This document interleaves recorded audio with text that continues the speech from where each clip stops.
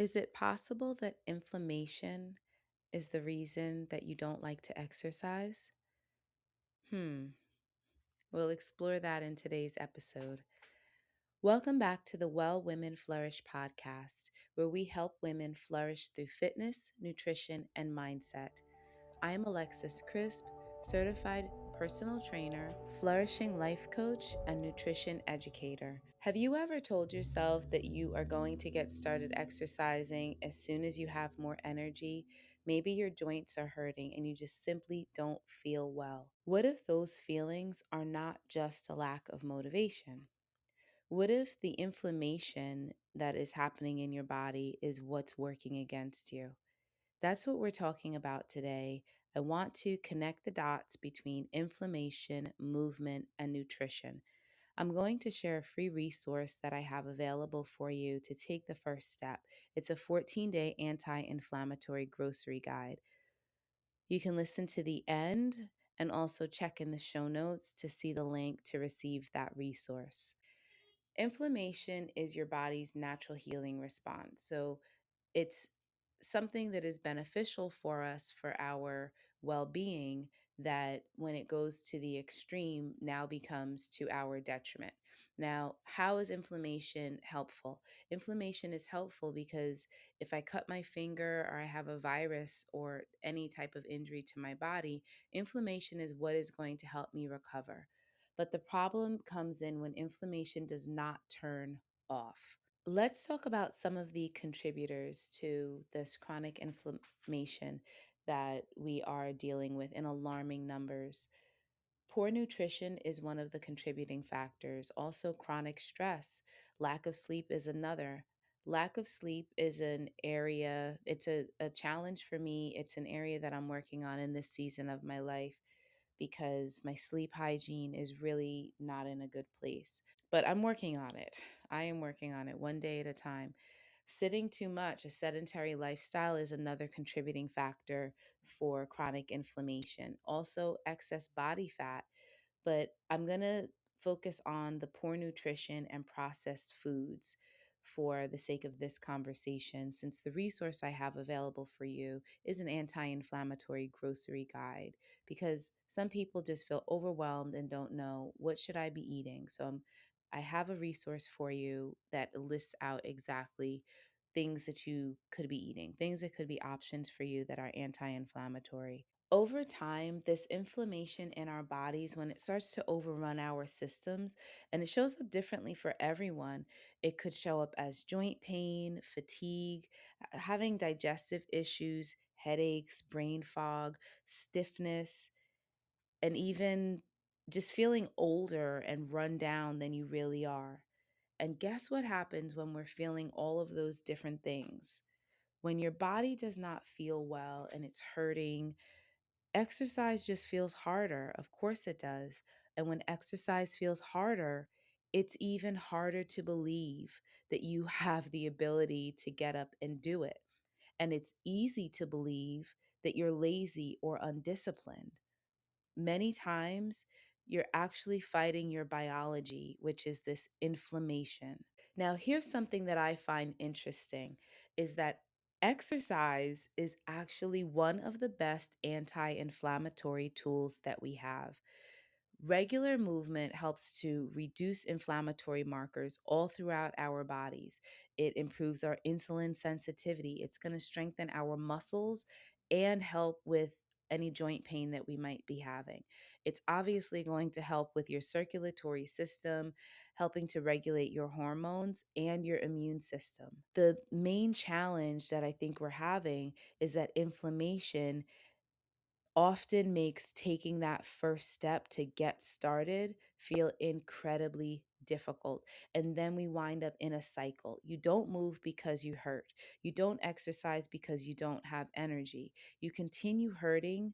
You continue not having energy and feeling fatigue. And then breaking that cycle becomes even harder for us. Exercise and nutrition are hands down my side by side number one tools for supporting my wellness and just overall health.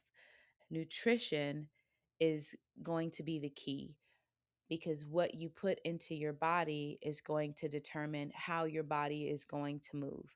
Food is information for our bodies. Every meal is either supporting or healing inflammatory conditions. I will say that again.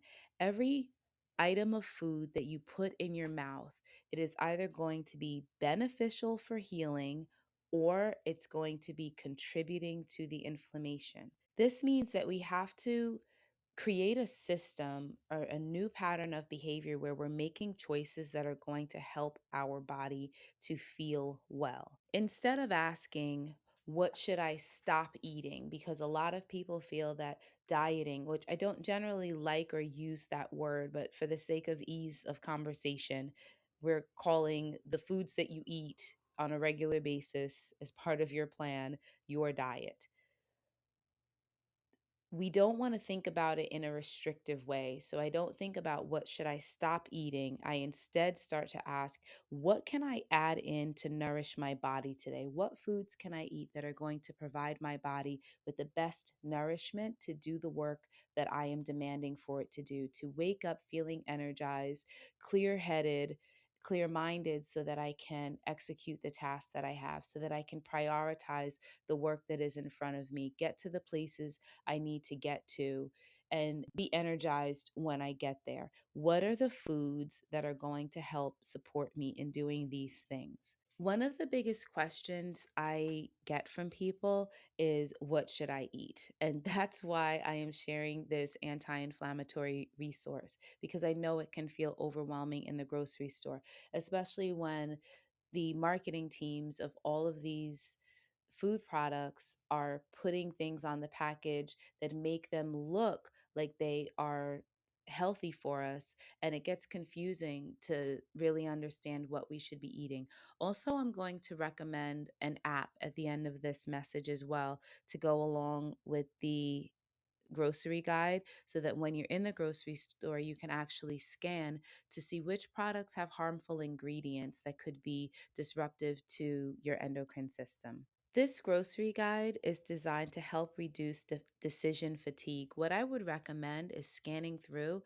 It has listed out proteins, fats, and carbohydrate options, and just highlight the ones that you like. I always recommend to people, let's not focus on what I don't like. So if you look at the list of vegetables, you see broccoli and spinach, don't harp on the fact that, oh, I don't like spinach. Let's focus on the things that you do like. There should be at least a handful, 3 or 4 vegetables that you would enjoy. Focus on those, because that's part of the mindset shift. If we are only in conversation and complaining about things that we don't like, it's going to make this transition to eating healthy foods, beneficial foods, even more challenging, because you are getting in your own way with negative self talk about the things that you don't like, instead of focusing on foods that you do enjoy that would be beneficial. So I'm not suggesting that you like and enjoy everything on the list.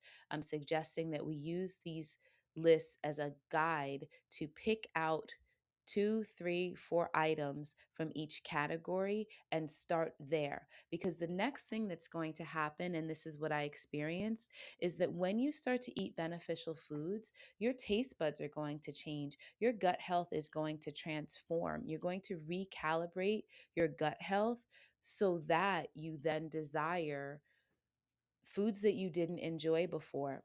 My experience is that once I started juicing and taking in more real foods, I no longer craved the sweets the way I did before. I was a person who was eating bagels, lots of pizza, lots of bowls of cereal, and I'm talking at all at one time.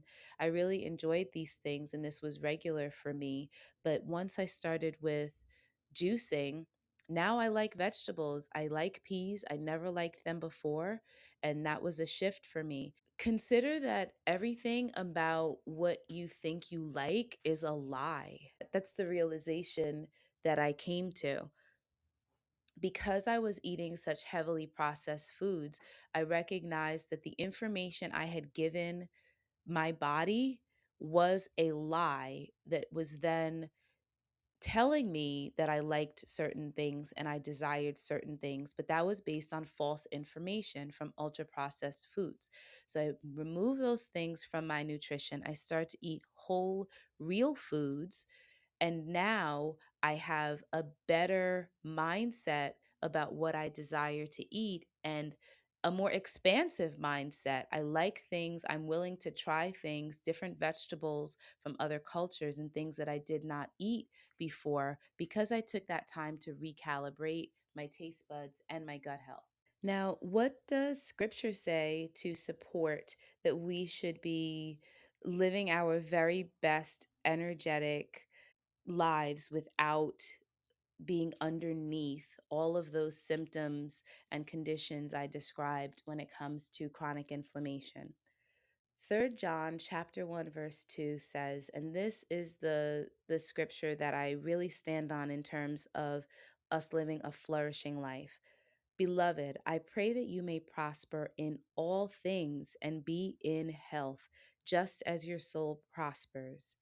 God cares about our whole health, and taking care of your body is not about chasing perfection. This is about stewardship, stewarding over the gift He's given you so that you have the energy and strength to serve your family, your community, your church, all of the things in your life, and ultimately your purpose and your calling, the thing that He has put you on the earth to do, because He has a plan and a purpose for all of our lives.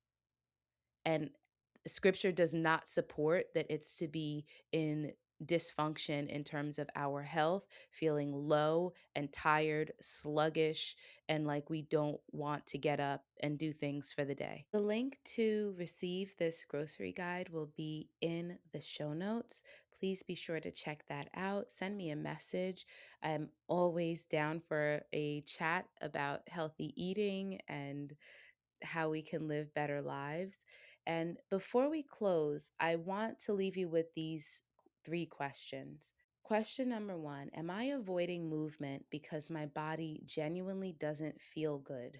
Number 2: what is one anti inflammatory food I can add to my grocery cart this week? I want you to take action on this immediately. I do believe that when we take action on things that are beneficial to us immediately, such as exercising, go ahead and purchase some of these items and get them into your nutrition immediately. I do believe that God sees our effort and just comes behind us to help energize that effort that we're taking. So, what is one anti inflammatory food that you can add to your cart immediately? Not even this week, like immediately right now. And then, what's one 5-minute workout that I can complete today? My suggestion would be to sign up for my 26 days of movement challenge, where the challenge is to move consistently with me. I have a video series.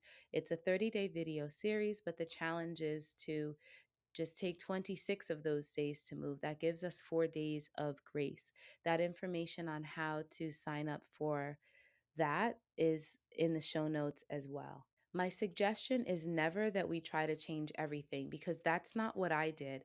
This is a journey I've been on for over 20 years, and here is where I am at this point. And it is my goal to share this information with as many women as possible, because I am living the best physical health that I could possibly live.